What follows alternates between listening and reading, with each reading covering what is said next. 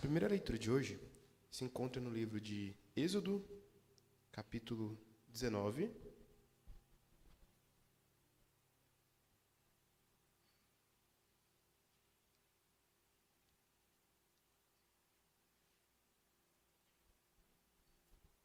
versos 2 a 8. Diz assim a palavra do Senhor.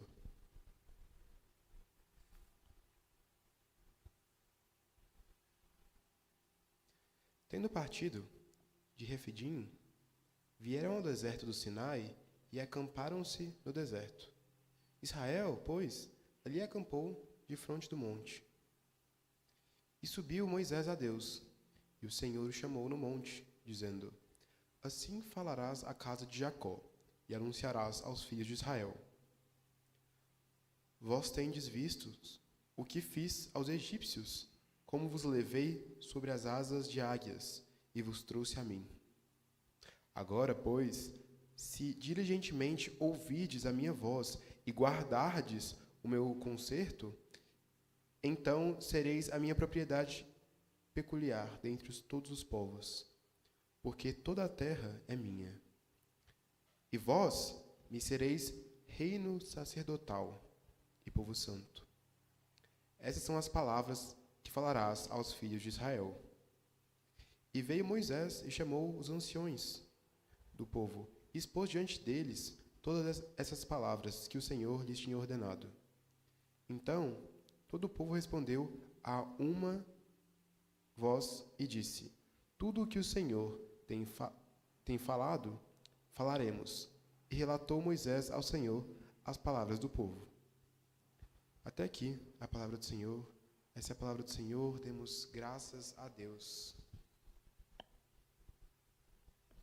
A segunda leitura se encontra no livro de Romanos, capítulo 5,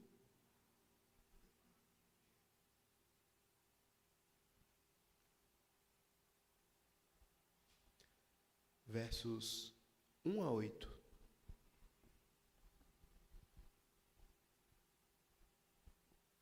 Sendo, pois, justificados pela fé, temos paz com Deus por nosso Senhor Jesus Cristo, pelo qual também temos entrada pela fé a essa graça, na qual estamos firmes e nos gloriamos na esperança da glória de Deus. E não somente isso, mas também nos gloriamos nas tribulações, sabendo que a tribulação produz a paciência, e a paciência, a experiência. A experiência, a esperança. E a esperança não traz confusão, porquanto o amor de Deus está derramado em nosso coração pelo Espírito Santo que nos foi dado. Porque Cristo, estando nós ainda fracos, morreu em seu tempo pelos ímpios. Porque apenas alguém morrerá por um justo, pois poderá ser que pelo bom alguém ouse morrer. Mas Deus prova o seu amor para conosco em que Cristo morreu por nós, sendo nós ainda pecadores. Essa é a palavra do Senhor. Demos graças a Deus.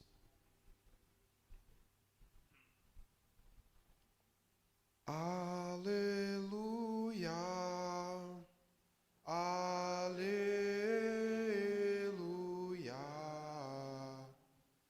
aleluia.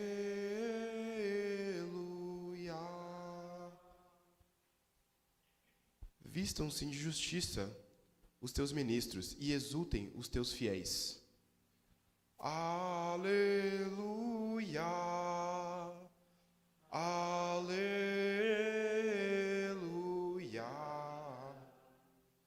aleluia.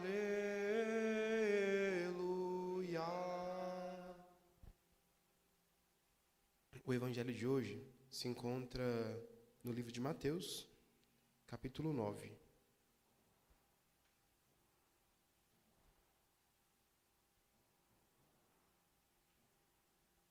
Mateus, capítulo 9, versos 35 em diante.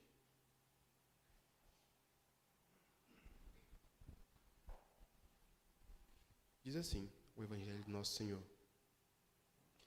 E percorria Jesus todas as cidades e aldeias, ensinando nas sinagogas deles, pregando o evangelho do reino e curando todas as enfermidades e moléstias entre o povo. E vendo a multidão, teve grande compaixão deles, porque andavam desgarrados e errantes, como ovelhas que não têm pastor. Então, disse a seus discípulos: a seara é realmente grande, mas poucos são os ceifeiros. Rogai, pois, ao Senhor da seara que mande ceifeiros para a sua seara. E chamando os seus 12 discípulos, deu-lhes poder sobre os espíritos imundos, para os expulsarem e para curarem toda enfermidade e todo mal. Ora, os nomes dos 12 apóstolos são estes: primeiro Simão, chamado Pedro, e André, seu irmão. Tiago, filho de Zebedeu, e João, seu irmão. Felipe e Bartolomeu. Tomé e Mateus, o publicano. Tiago, filho de Alfeu e Lebeu, apelidado Tadeu. Simão, o Zelote, e Judas, o Iscariote, aquele que o traiu. Jesus, então, enviou esses 12 e lhes ordenou, dizendo: não ireis pelo caminho das gentes, nem entrareis em cidade de samaritanos, mas ide antes às ovelhas perdidas da casa de Israel. E, indo, pregai, dizendo: é chegado o reino dos céus. Curai os enfermos, limpai os leprosos, ressuscitai os mortos, expulsai os demônios. De graça recebestes, de graça dai. Esse é o evangelho do nosso Senhor Jesus. Louvado sejas, ó Cristo. Queria chamar aqui à frente agora o West, que vai estar proferindo o sermão de hoje, né?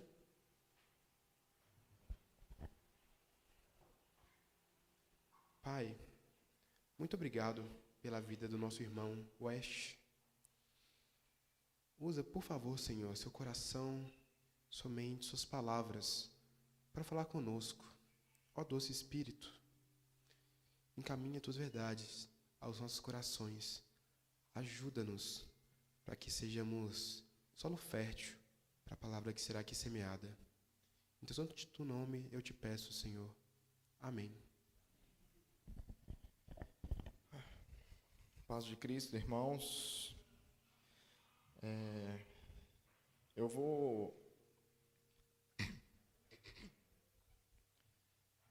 Eu fiz uma pregação colocando em uma certa linearidade os textos que foram lidos hoje. Deixa eu só achar aqui onde eu pus o papel. Marca aí.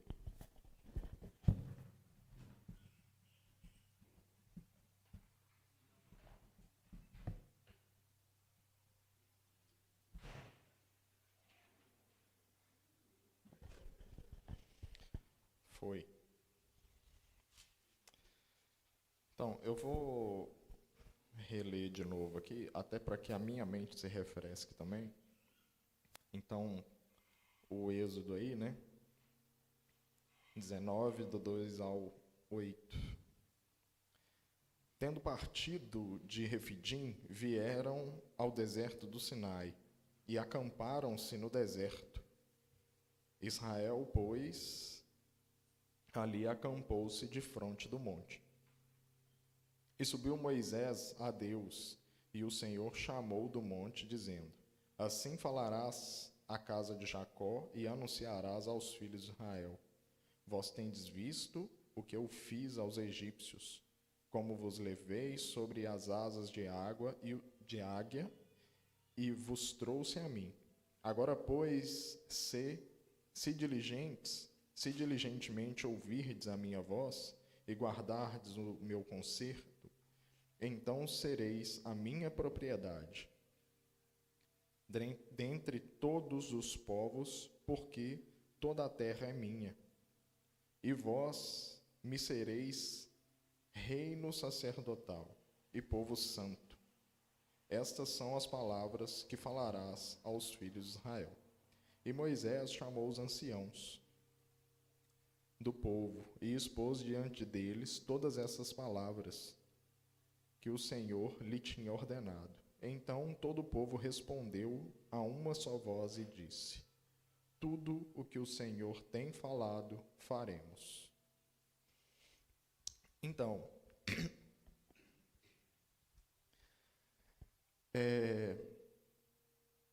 esse aqui é o início de uma grande hipocrisia, né, do povo de Israel ali, porque nesse texto aqui que a gente acabou de ler, Moisés sobe ao monte, Deus fala com ele e fala para dizer ao povo, né, que primeiro ele relembra tudo que ele fez por eles ali, em poucas palavras, que ele fala: lembrem-se do que eu fiz com os egípcios e como eu trouxe vocês até mim. E ele diz isso depois aos anciãos e ao povo, e o povo em uma só voz diz que iriam obedecer. Só que um pouco mais para frente, Moisés sobe de novo para o monte, e ele fica lá durante 40 dias, 40 noites, e o povo começa a se ver perdido. E ali a história que todos nós já conhecemos, né?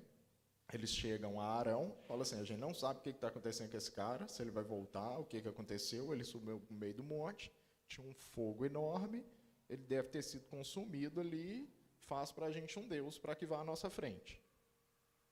Então eles, mais uma vez, mesmo Deus, aqui no início da fala de Deus, ele lembra eles, né, o que eu fiz com os egípcios e como eu trouxe vocês para perto de mim. Eles, logo mais à frente, pouco tempo depois, eles esquecem tudo isso, e no momento de aflição, talvez, porque a gente tem uma tendência muito forte a buscar a Deus nesses momentos, né, que a gente está mais aflito. Só que no momento de aflição deles, eles se viram cegos e foram buscar um outro Deus. E é interessante perceber que, tipo assim, primeiro que Deus fala, né, que escolheu o povo de Israel como um reino sacerdotal. Então eles não eram escolhidos porque eles eram melhores, eles não eram escolhidos porque eles eram que eles seriam os únicos a serem escolhidos. Eles deveriam exercer uma função sacerdotal. Através da atitude deles é que eles mostrariam quem é esse Deus. E se a gente dá uma olhada, né, em todo o Pentateuco, e até em todo o Antigo Testamento, o que Deus sempre tentou fazer com o seu povo escolhido foi exatamente virar de pernas para o ar a crença que estava instalada em seus corações. Então ele vai pegar tudo que existia dos povos em volta, virar de perna à cabeça. Então todas as populações que viviam em volta do povo de Israel, eles tinham deuses em imagens para adorar, né? Então tinha o Deus Sol, tinha o Deus Lua, tinha o Deus isso, Deus aquilo, o bezerro, e tudo isso era o que eles prestavam adoração. E Deus começa a subverter essas coisas, de tirar de dentro do coração das pessoas, do seu povo escolhido, essas manifestações erradas. Então ele e apresenta para eles uma religião na qual não existe uma imagem do Deus a ser adorado. Então vocês não construirão uma imagem, porque vocês são a minha imagem nessa terra, é vocês que vão transmitir que eu sou Deus. Só que, ironicamente, eles vão vivendo coisas na presença de Deus, coisas que nenhuma divindade tinha apresentado para eles ou para qualquer outro povo, só que na hora da aflição eles preferem copiar o povo do lado. Então, mesmo depois que tudo acontece, em vez dele ser um povo sacerdotal que vai ouvir e ser um representante de Deus para as outras nações, eles começam a copiar as outras nações. E aí, mesmo depois de tudo que aconteceu aqui, que é relatado nesse pequeno trecho, eles não só desobedecem o que eles mesmos tinham falado, mas eles ignoram a função sacerdotal que foi dada a eles. E aí, um pouco mais para frente, no capítulo 32, se não me engano, a gente vai ver que é esse momento que eu falei, né? Que eles se chegam a Arão, que já tinha subido até certo ponto do monte também, tinha visto ali a glória de Deus, por onde Moisés entrou, e eles não, faz para a gente não sabe o que aconteceu com Moisés, não sabe se ele vai voltar, então faz para a gente um bezerro. E Arão, ele repete a própria atitude do povo. Ele que devia estar ali como um representante para guiá-los e para liderá-los. Ele fala, então tira tudo de ouro que vocês têm aí, de prata, e a gente vai construir o bezerro. E o povo cai. Eles rompem, né, contra aquilo que Deus tinha instituído para eles e contra o que eles mesmos de coração tinham falado que fariam. No texto seguinte, que é o texto de Romanos, para que, através, né, da graça de Cristo aí, eu acho que é um texto que nos orienta muito, porque a gente tem uma forte tendência, por causa do pecado adâmico, nesse momento de aflição, tentar resolver as coisas ao nosso modo, né? A gente, às vezes, ora, se coloca em oração, sim, mas ainda, sim, a gente quase que... A gente não verdadeiramente entrega essas coisas na mão de Deus. A gente fala, Deus, resolve essa coisa aqui para mim, que eu preciso de resolver, mas deixa aqui comigo, que se você pôr a mão, pode acabar dando uma avacaiada. A gente tem uma forte tendência, se não for a gente, é eu, a querer que Deus cumpra e resolva um problema de acordo com o nosso planejado, não de acordo com o que ele tem para fazer, porque isso vai minando o tempo de Deus, muitas vezes, ele mina com a nossa paciência, né? Só que, principalmente nos tempos de hoje, em que nós nos colocamos entretidos o momento todo por um celular, por várias e várias coisas, e essa semana eu vi algo até muito interessante, que me lembrou um livro que eu li há um tempo atrás, que muitas vezes a gente se entretém pelo celular não só pelo que a gente vê necessariamente, mas a necessidade de estar tocando e movimentando algo. E isso me lembra um boom que teve há um tempo atrás aí, daqueles finger jets, eu acho que chamam, que é aqueles negocinhos de ficar girando. O próprio cubo mágico, eu tenho usado muito cubo mágico para usar menos o celular. A necessidade que nós temos de estar entretidos, não só mentalmente, mas muitas vezes até a própria mão, porque a mão é essencial, né, para a nossa vivência, assim. Tudo que a gente comunica com a mão. Eu estou aqui balangando a mão o tempo todo enquanto eu falo. E a gente não consegue se encontrar em paz hoje em dia, dentro de tudo isso que nos é apresentado, nem visualmente, nem manualmente. A nossa mão está sempre ocupada, mas o que está escrito aqui para os romanos, eu vou ler aqui, ó. Eu vou pegar principalmente o trecho ao 3 ao 5 aqui. Mas também nos gloriamos nas tribulações, sabendo que a tribulação produz paciência, e a paciência, a experiência, e a experiência, esperança. E a esperança não traz confusão, porquanto o amor de Deus está derramado em nossos corações, pelo Espírito Santo que nos foi dado. Então, irmãos,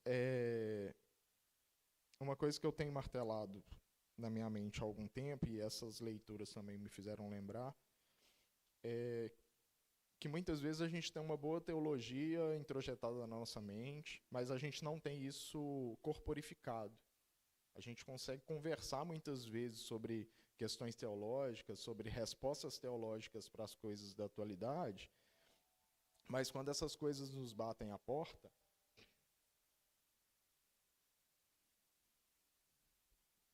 a gente fica impaciente pela coisa não se resolver tão rápido quanto a gente tem a resposta, que a resposta vem muito mais rápido, né? A gente conversa, senta, fala sobre os temas teológicos, mas quando a coisa está acontecendo no nosso meio, não são as respostas teológicas que irão resolver esses problemas.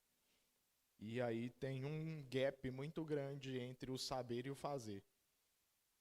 E nessa tribulação, essa falta de paciência vai nos levar a uma falta de esperança, de acordo com isso que está relatado aqui nesse trecho que eu li agora, do 3 ao 5.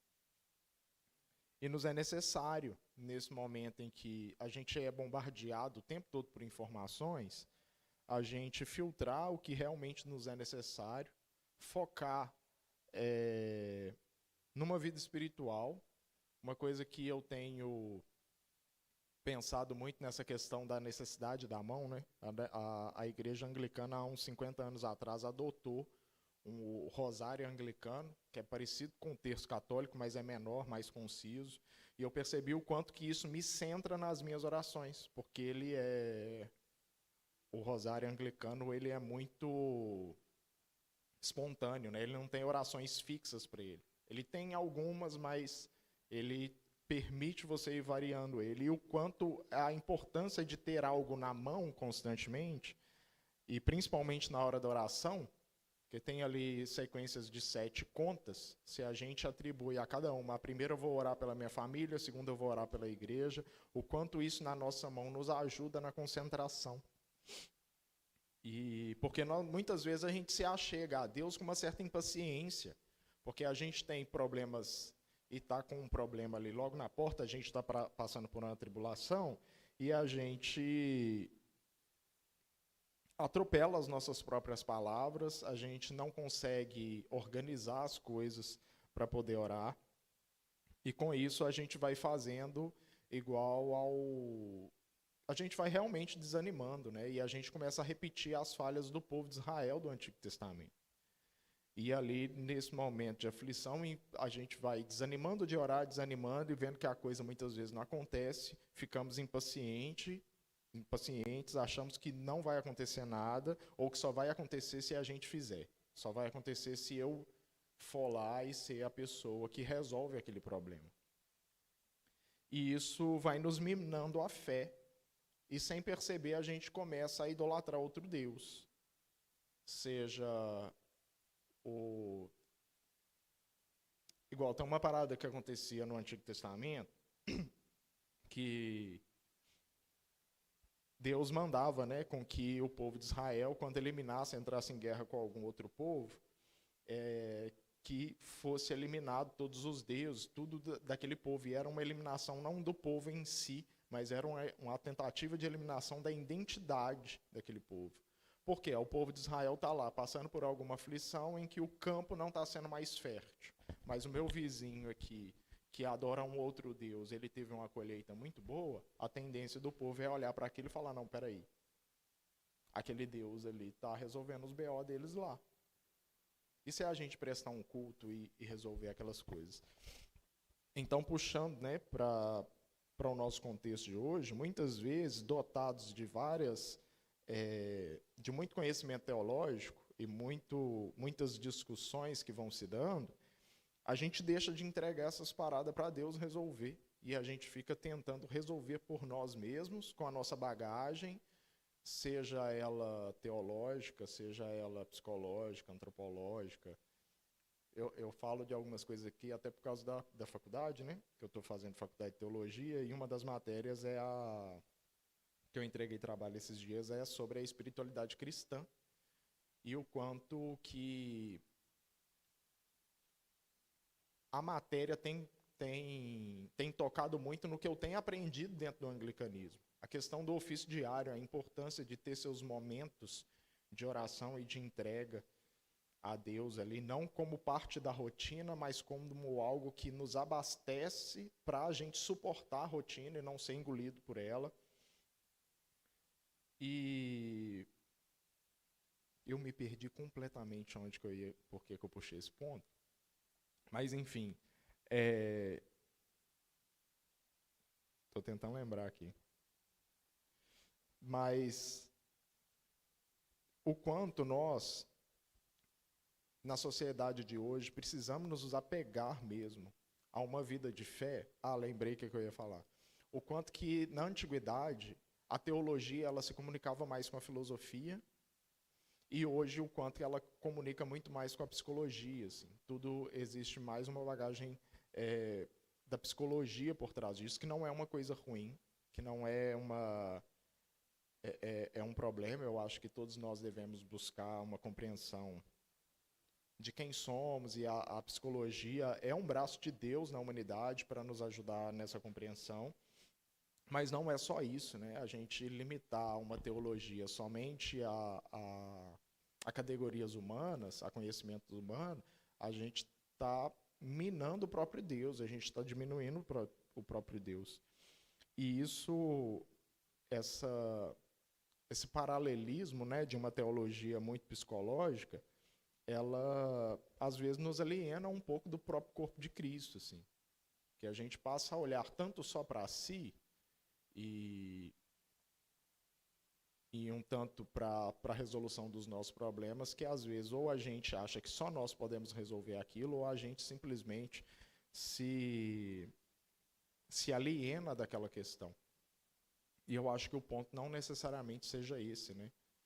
Nós devemos nos colocar nos nossos limites de como podemos contribuir para a resolução dos problemas, mas sem nos colocarmos como o ponto central disso. Porque senão a gente toma o lugar de Deus, e claramente a gente está ali, talvez, cultuando uma outra divindade, gerando uma outra deidade a qual a gente acredita que vai resolver esse problema. Assim como o exemplo que eu dei do povo lá que via a colheita do outro dando certo, e aí logo eles esqueciam do Deus verdadeiro que fez tanto por eles, mas eu quero só a resolução desse agora. Aí, tipo assim, não, aconteceu tanta coisa no deserto, mas esse problema de agora não está sendo resolvido. O que eu faço? Eu pulo para um outro Deus. E a gente faz essa transição muitas vezes sem ver.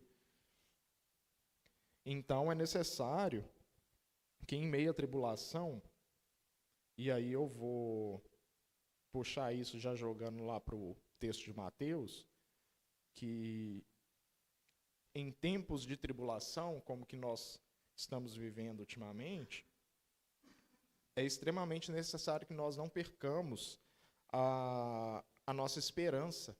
E a nossa esperança a gente só alcança se Deus estiver no seu devido lugar. A nossa esperança só é alcançada se nós estamos vivendo uma vida e uma espiritualidade que nos aproxima de Deus, porque o que está aqui, né,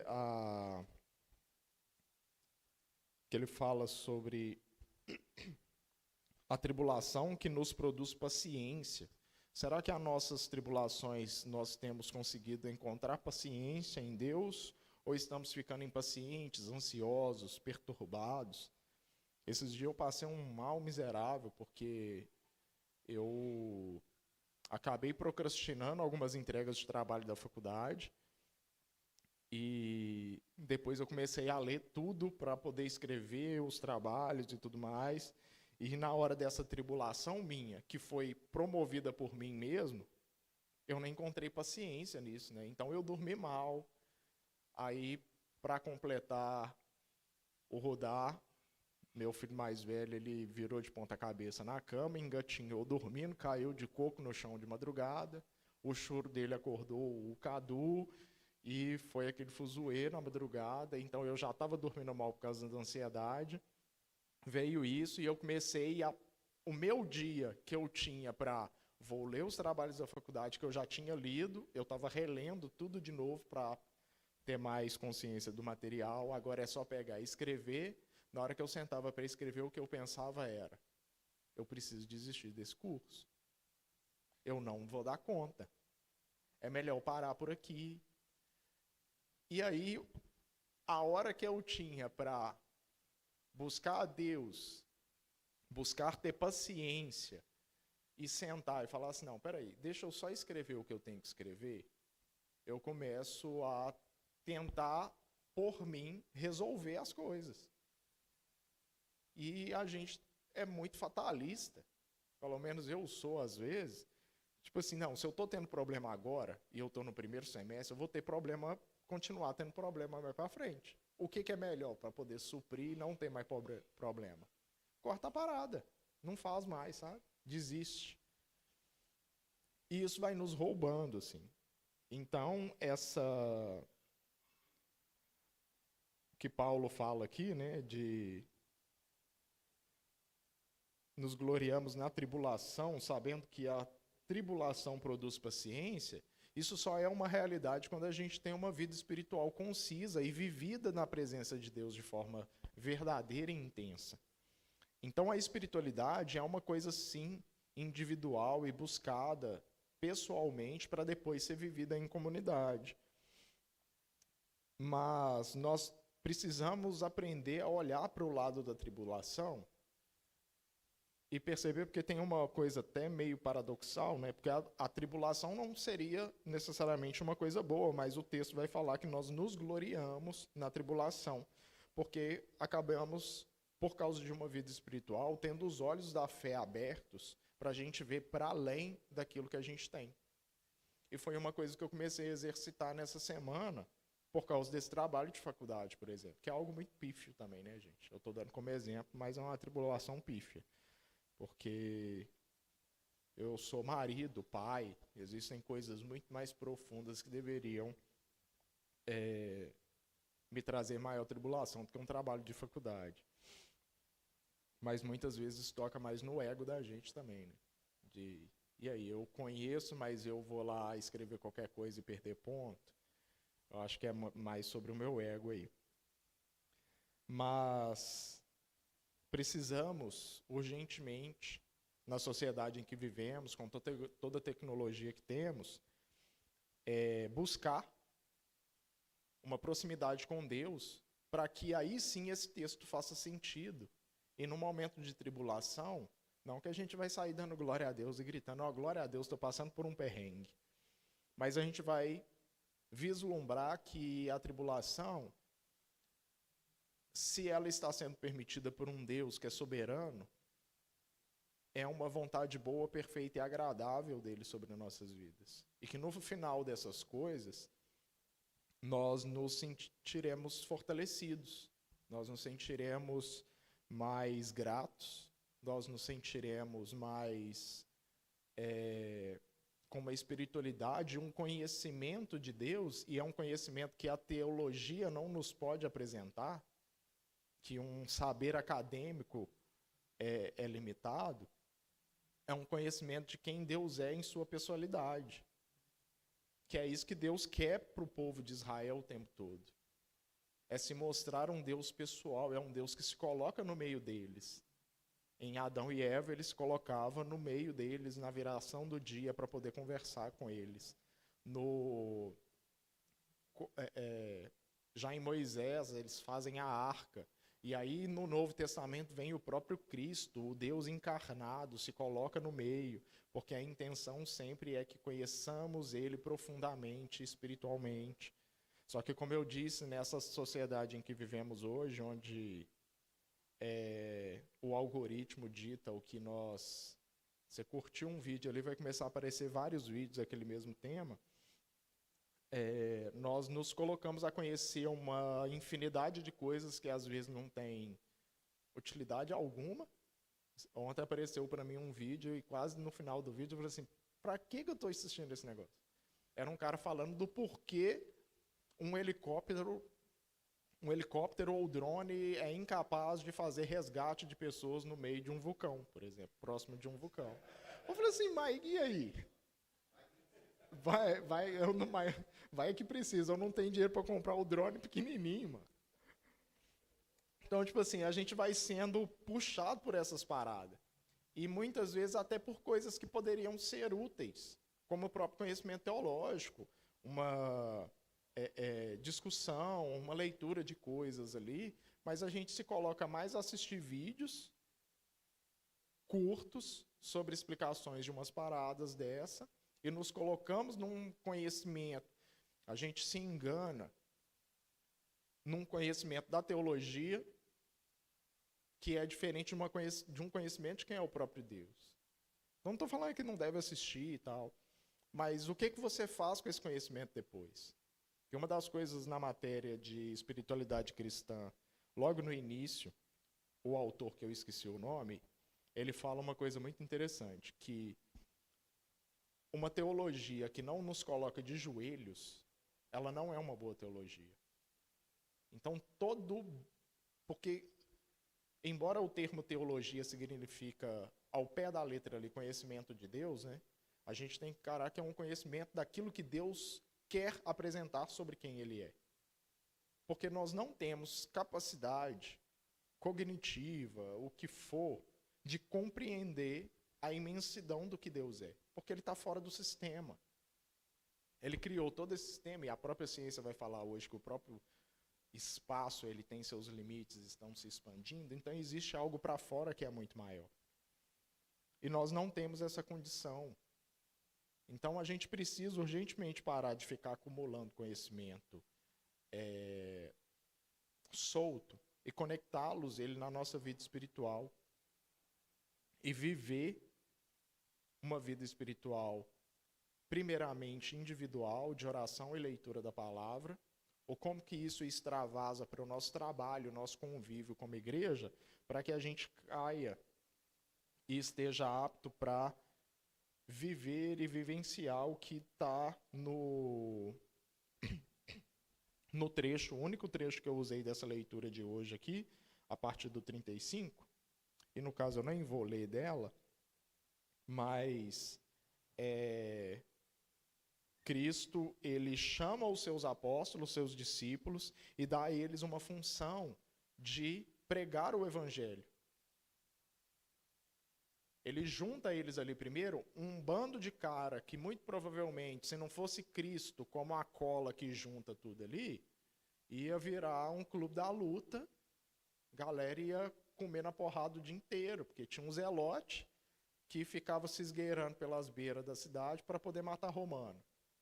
Tinha o Mateus, que era um publicano, então era o cara mais odiado de todo o rolê deles ali. Tinha Pedro, que era sangue no olho, que queria resolver tudo na porrada também. Então a gente vê um bando de cara completamente diferente que estavam vivendo, apesar de todas as suas dificuldades, uma espiritualidade, porque eles estavam com o Cristo encarnado na frente deles ali, aprendendo tudo com ele, e essas outras coisas, os outros pensamentos que corriam na cabeça deles eram secundários. E aí, por que Mateus está aqui? Ah, não, mas por que esse zelote está aqui? E Cristo, como eu falei, né, ele vai virando as coisas de perna na cabeça, ele pega um zelote, coloca no meio dele, que era um dos que provavelmente mais odiavam um romano, aí chega Cristo lá para o centurião e traz uma cura para a casa do centurião. E eles ficam meio bugados, assim, o que esse cara está fazendo, né? Porque ele está falando que vai ser o rei dos judeus, eles esperando lá que ele vá... Aquele negócio que a galera fala muito, né? O sonho do oprimido é se tornar opressor. E era o desejo daquela galera ali. E aí, que hora que vai subir para cima desse povo e vai nos colocar acima deles, né? E não só isso, né? Ainda pela fé do centurião, Cristo fala assim, eu não vi em toda Jerusalém uma fé como essa. E isso deve ter bugado muito a cabeça dos discípulos ali. Mas voltando ao que eu estava para concluir, os discípulos, eles nesse ponto aqui, eles encontraram uma certa harmonia e encararam a missão que Cristo dá a eles e eles exercem ali o que eles têm que fazer, né? Cristo vai dar algumas instruções de como fazer, inclusive ele manda que eles vão só as ovelhas desgarradas de Israel, ainda não é uma missão aos gentios. Ele fala com eles para não irem nem em Samaria, mas o que eu quero fazer uma conexão aqui com relação a esses textos é que sem uma vida espiritual vivida individualmente e uma vida espiritual em que nos coloca em certa harmonia enquanto comunidade, mesmo que exista a distinção de alguns pensamentos, nós não conseguiremos trazer para perto e trazer para Cristo outras pessoas de fora.